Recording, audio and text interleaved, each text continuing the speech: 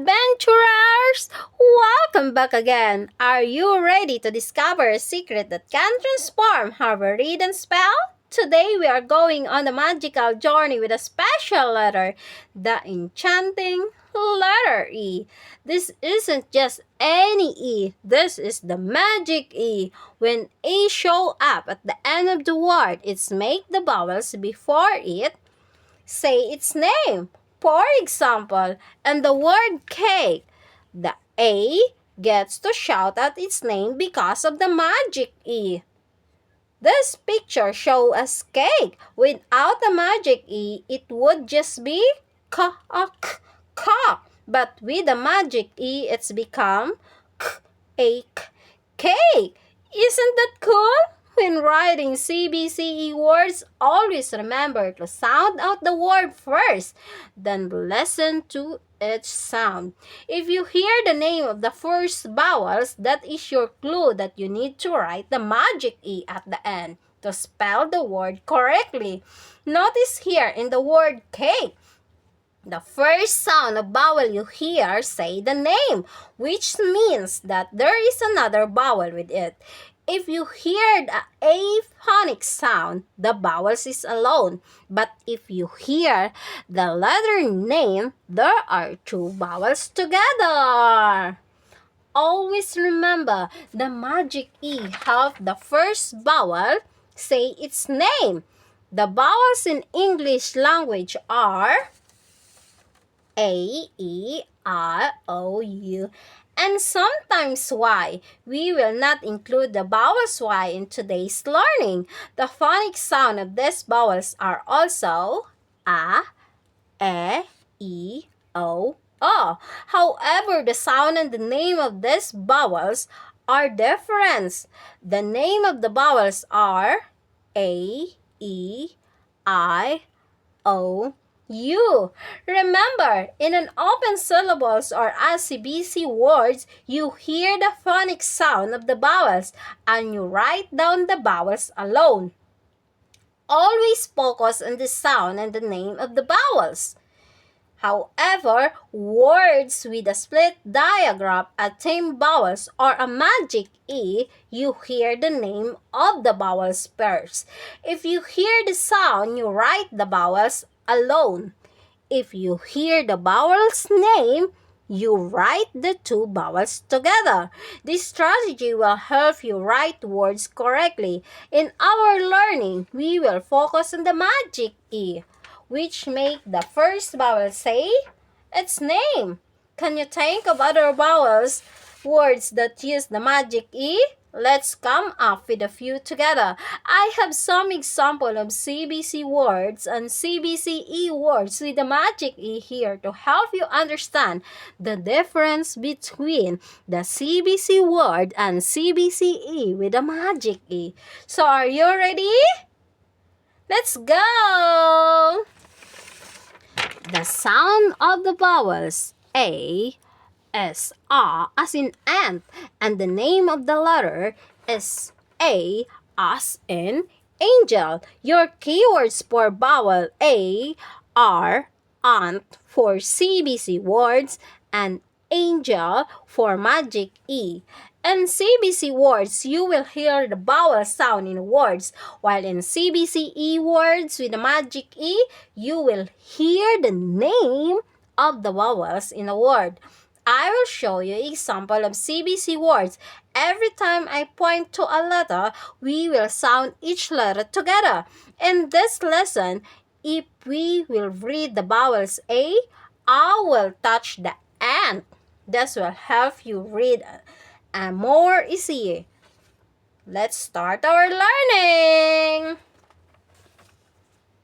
B, a, n, ba, an, ban. R, a, g, rug, rug. A, n, an, man. R, a, t, rat, rat. H, a, t, hat, hat.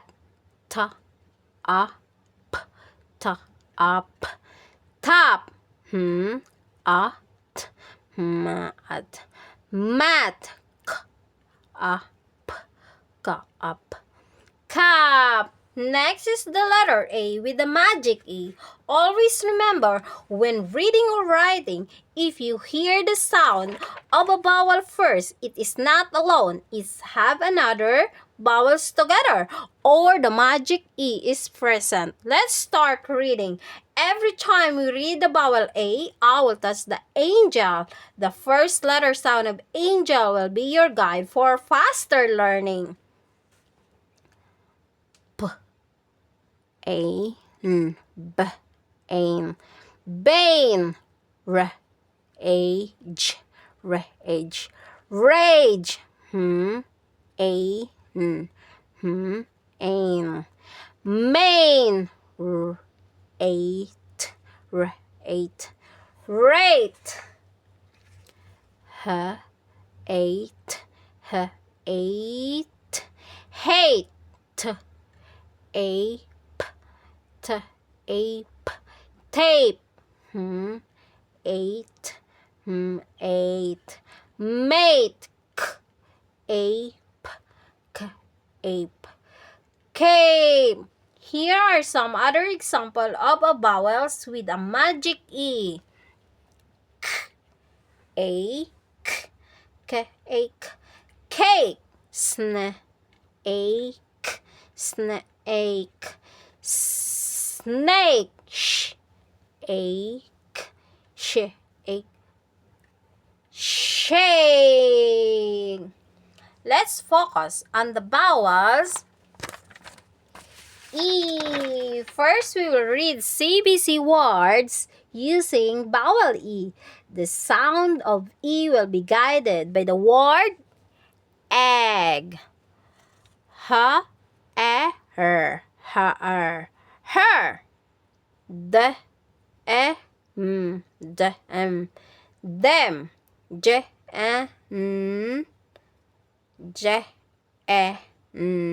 Gen Z. Gen Z. Now let's explore E with a magic E. Always remember that when you hear the name of the first vowels, the next vowel will disappear or stay quiet. The first sound of egg, which is the long E, will be your guide. Her, her, her. Te, te, team. J, gin. Here are some examples of the magic E with the vowels E. The, E, le, eat, the elite. Delete, chai, e, s, Chinese. Chinese, c, n, t, e, p, centipede. Centipede, at, le, et, athlete. Athlete, spare, spear, spear,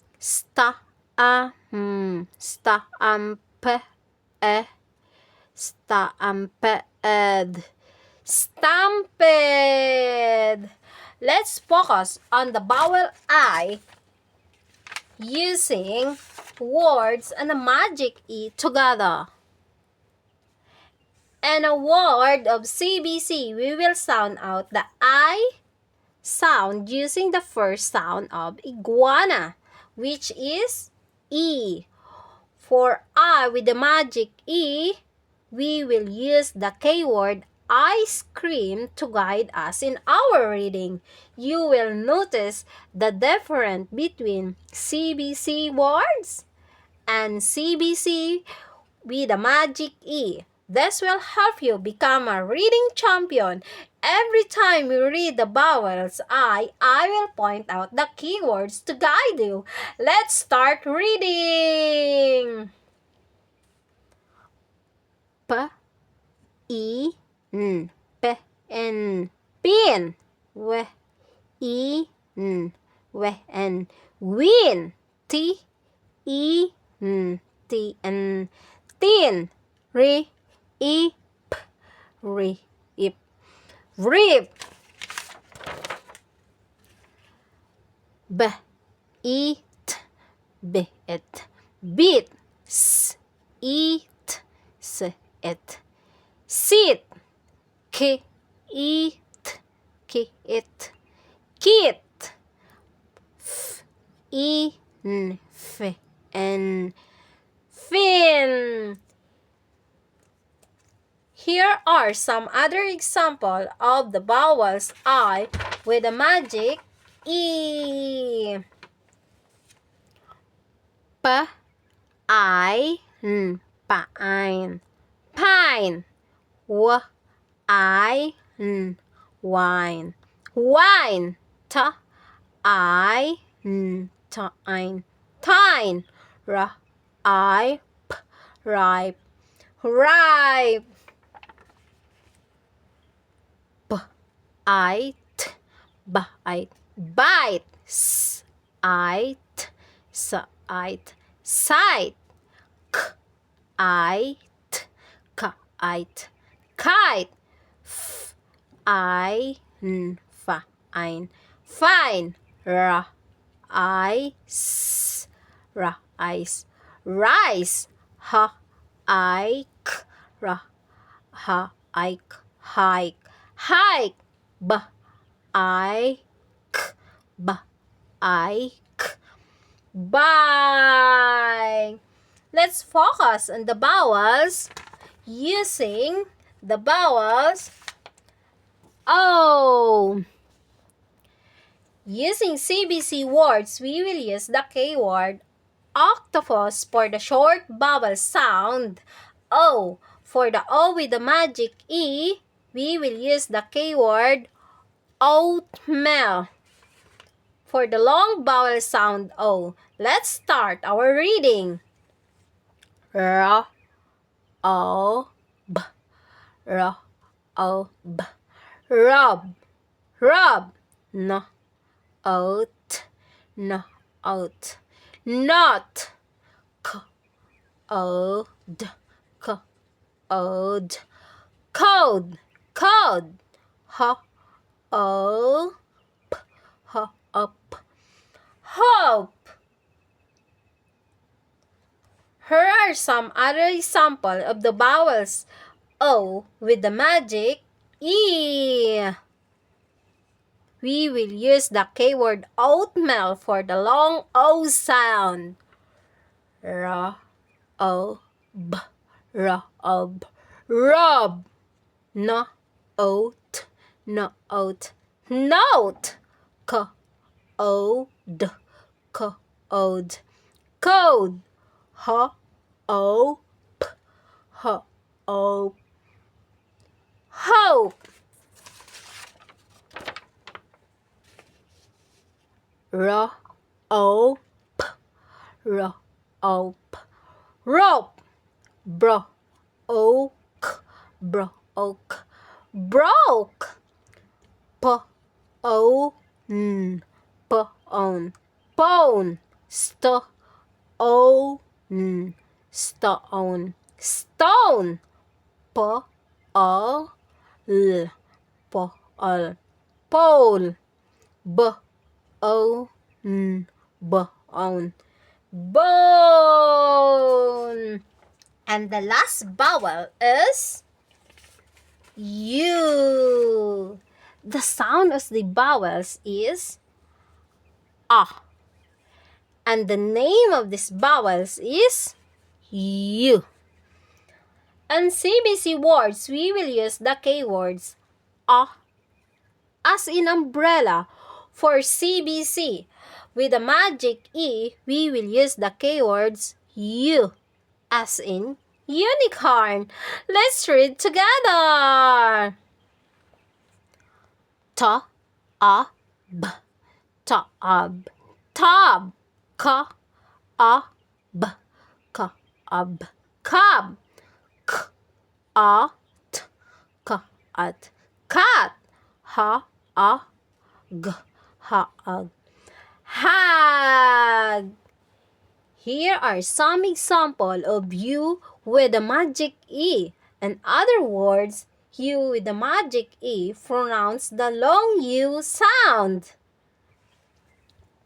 T, t, u, b, t, u, tube, tube. K, u, b, k, u, b, cube. K, u, t, k, ut, cute. H, u, j, h, huge, huge. Always remember this, the long U with a magic E can pronounce and can be sound like a U. And this long U also sound like O with the magic E can pronounce the long U sound. You need to sound out it first before reading. English can be confusing sometimes, but if you consistently learn, you can master it. Here are some long U words with the magic E that say, yeah. We will use the unicorn to our vowels U. U, mule, mule, u, t, ut, mute, k, u, r, cure, cure. And here are some example of long U words with the magic E that say, oh, we will use the orange keywords for it. The oak, the oak, duck, ro, o, ru, rule, pl, oat, pl, oat, float. Amazing! You did it! Learning can be confusing sometimes, but it's fun. I hope all your guidance and rules help you with new learning tips today. Please don't forget to subscribe, hit the bell below, and like my video for today. This will help others reach the purpose of sharing my learning. Thank you and see you again in my next lesson. See you!